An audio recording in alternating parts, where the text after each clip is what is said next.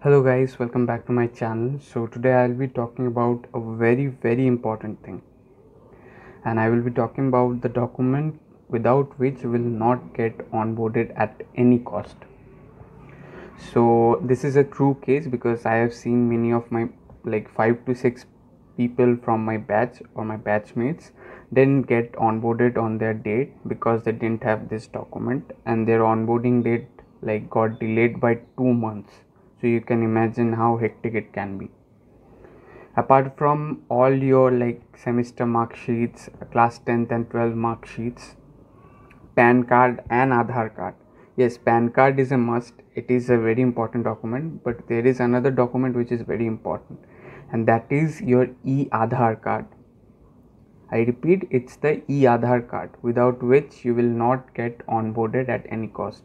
You need to produce it during the at the day of your date of joining. They will ask you via mail, and even before that, during the visit form filling up and all, you will also need to produce it or mail it to them.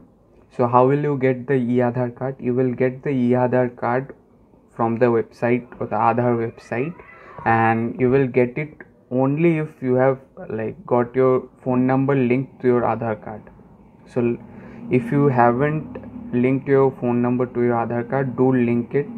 And you can link your phone number to your Aadhaar card from your nearby post office or the Aadhaar Seva Kendra or something.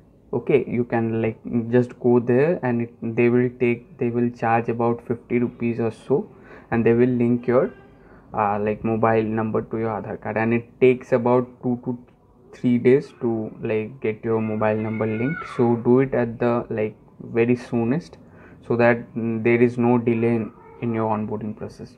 So this was it for this video. Do share this video to your friends, because it will really help them, and it will help you for your smooth onboarding. Do subscribe to my channel. Thank you.